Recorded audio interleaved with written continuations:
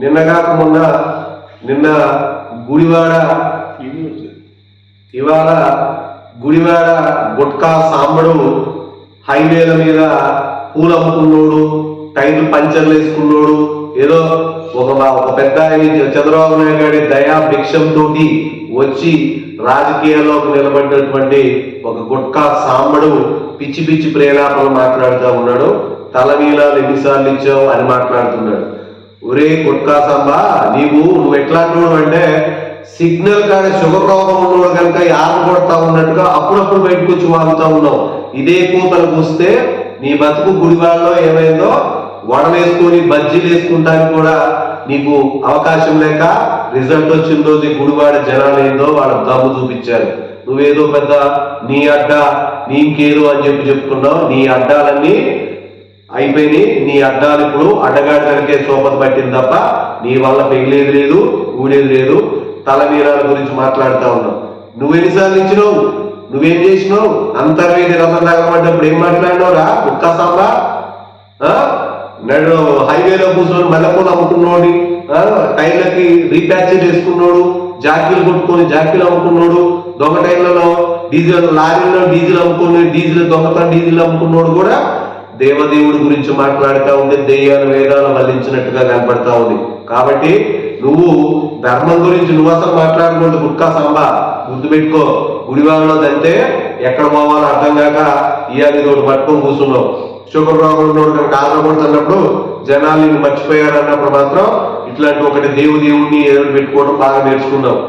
మాట్లాడితే తలనీలాల గురించి లేకపోతే నువ్వెన్నిసార్లు గుడికిపోయావు అని చెప్తా ఉన్నాడు. చంద్రబాబు నాయుడు గారు కొన్ని వందల సార్లు చెప్పాడు, దేవుడు పాదాల సన్నిధిలో పుట్టిన వాడిని.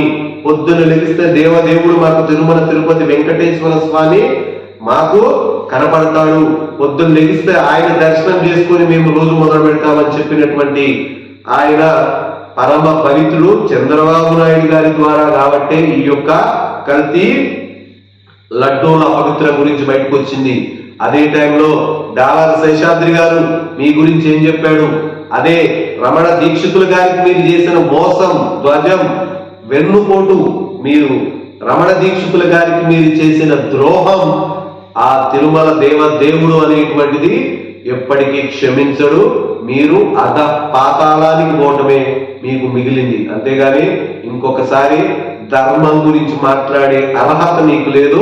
నువ్వు వెళ్ళి మళ్ళీ కలకత్తా, బెజవాడ, గుడివాడ రోడ్ల మీద టీలు అమ్ముకోవటం, పూలు అమ్ముకోవటం, పాత పంచర్ టైర్ షాపులు పెట్టుకొని టైర్లు ప్యాచీలు వేసుకోవటం తప్ప నీ వల్ల సమాజానికి కానీ, ఆంధ్రప్రదేశ్కి కానీ, అమరావతికి కానీ, ప్రజలకు కానీ, గుడివాడకి కానీ, ముఖ్యంగా తెలుగు ప్రజలకు అసలు నీ అవసరమే లేదు. గుర్తుపెట్టుకో. ఇప్పుడు ఏదో కొత్తగా దేవదేవుడి గురించి మాట్లాడుతున్నావు. తిరుమల తిరుపతి వెంకటేశ్వరుడు కలియుగ దైవం. ఆయన జోలికి పోయిన వాళ్ళందరూ కూడా ఏమయ్యారో చరిత్రే సాక్ష్యం. ఇంతకంటే హేమీలు, బ్రిటిష్ వాళ్ళు, మొఘల్స్ ఎంతో మంది తిరుమల తిరుపతి దేవస్థానాన్ని తాకలేకపోయారు. కానీ మీరు దాన్ని అపవిత్రమే చేశారు. ఒక్కసారి ఊహించుకోండి, మీ యొక్క భవిష్యత్తు ఏందో కనపడుతుంది. అసలు మీకు భవిష్యత్తు అనేది కూడా ఉండదు. దయచేసి వైసీపీ నాయకులు అనేటువంటి వాళ్ళు ఈ యొక్క దొంగ నాటకాలకి, దొంగ బాబాలకి, దొంగ స్వామీజీల మాటలు నమ్మి మీరు మీ యొక్క పడ్డప్పుడు ఈ తాగుబోతు గుట్కాగాడు ఏం మాట్లాడాడండి?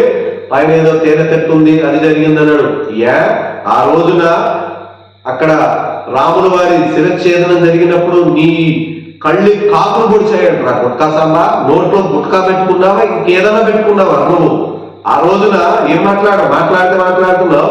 ఇవాళ ఎవడమ్మ మొగుడు అని చెప్పి మీరు మాట్లాడుతున్నారు. మధ్యలోకి వచ్చావురా పిచ్చి పిచ్చి మాట్లాడుకుంటా, పిచ్చి పిచ్చి కూతురు కూసుకుంటా. ఇవాళ ఒక రోజు నిద్రలేసి దున్నపోతు కనుక ఈనింది అంటే దున్నపోతు ఈనిందంటే దూడ కట్టేమన్నట్టుగా వాడేదో చెప్పటం, వీడేదో మాట్లాడటం. వాడు దీక్ష చేయమంటావు, ఈడేమో తల్లిదండ్రుల గురించి మాట్లాడటం. ఇలాంటి పిచ్చి కూతలు కూసిన పూజలు, పూజలు, రోజులు అన్ని కాలగర్భంలో కలిసిపోయి ఇదే వెళ్ళి టైర్కి ప్యాచీలు వేసుకో, లేకపోతే క్యాసినోలో పోయి చెట్ల కింద చీట్ల ప్యాక్ ఆడుకో, చిత్తుపొత్తు ఆడుకో. నీకు అది కరెక్టు. లేకపోతే కలకత్తాలోకి పోతే చేపల వ్యాపారం పెట్టుకో, హైదరాబాద్ లోకి వచ్చి గప్చి వ్యాపారం పెట్టుకో, లేకపోతే గుంటూరు పోయి జిన్నా సెంటర్ లో పాత సామాన్ల దగ్గర టైర్లు ఎత్తుకపో, టైర్ వ్యాపారం పెట్టుకో, లేకపోతే ఏలూరు జూట్ మిల్ సెంటర్ లో పోయి జూట్ సంచులు అమ్ముకో, వసంత విహార్ దగ్గర వైజాగ్ లోకి పోయి జగదాంబ సెంటర్ లో పోయి మల్లెపూలు అమ్ముకో, లేకపోతే విజయనగరం సామ్రాజ్యం విజయనగరానికి పోయి అక్కడికి పోయి పాతిరపకోట్లో పోయి పని చేసుకో, ఈస్ట్ గోదావరిలోకి వెస్ట్ గోదావరి రొయ్యల వ్యాపారం పెట్టుకో, బెదవాళ్ళలోకి పోయి ఆటో నగర్లోకి వెళ్ళి ఆటోలకు ప్యాచీలు వేసుకో. ఇట్లా నీకు చేసుకోవడానికి బొచ్చగున్నాయి. హిందువులతో రాజకీయం నీకెందుకు రా బోకెదవా, నీకు అసలు రాజకీయం గురించి నీకేం తెలుసురా, అదృష్టం కొద్ది గెలిచారు. అదే ఒక్కసారి హిందువులందరూ తిరుగుబాటు అయితే మీ పరిస్థితి ఎంతవరకు వచ్చిందో చూసుకోండి. ఇప్పుడు మళ్ళీ దైవం అనేది నిద్ర లేచింది, హిందువులు నిద్ర లేచారు, వాళ్ళ జోలికి రావకండి. మళ్ళీ చెప్తా ఉన్న వైసీపీ నాయకులు, చేసిన పాపానికి మీరు ప్రాయశ్చిత్తం చేసుకొని దేవుడి ఇంకొకటి ఉంటది, చిత్తూరు జిల్లాలో ఒకటి ఉంటది, ఏకైకలు పక్కలు పెట్టుకున్న 100 రూపాయల పావలా ఆర్టిస్టు ఇవాళ వచ్చి మాట్లాడుతా ఉంది. అదే 7 కొండల వాడి సాక్షిగా పూతలు పూస్తే నువ్వు లెగ్గు పెడితేనే పరిస్థితి. చాలా మంది ఆకాశంలో హరే రామ హరే కృష్ణ అనుకుంటూ పోయారు. మళ్ళీ నీకు ఇవ్వకేమో మంత్రి పదవి ఇస్తే నీ బతుకు నీ ప్రభుత్వం ఏమైందో అర్థమైంది. దైవం జోలికి వస్తే నీకు మళ్ళీ ఇటు పక్కన పెట్టుకున్న గోలకి అటు పక్కన పెట్టుకున్న దానికి చెన్నైలోకి పోయి బీచ్లోకి వెళ్ళి బెలూన్లు అమ్ముకోవాలి నువ్వు. అది మర్చిపోయి చాలా మంది వైసీపీలో ఉన్న రోజా అది అసలు మడిషో అనకొండో ఏదో అర్థం కావట్లే. ఒకనొక దశలో విఠలాచార్య గారి పాత సినిమాలు ఉండేవి. మనిషేమో చూడటానికి నీటు కనపడుతుంది, కానీ దాని బుద్ధి మొత్తం కూడా రాక్షస నరభక్షకి లాగా ఇది కనపడిన వాళ్ళందరి మీద కూడా ఎగబడేటువంటి ఒక భాష ఉంటుంది. ఆడవాళ్ళ కాబట్టి మేమంతా ఘాటు భాష మాట్లాడలేకపోతున్నా. ఒక్కసారి పాత సినిమాలు చూసుకో, కనపడుతుంది.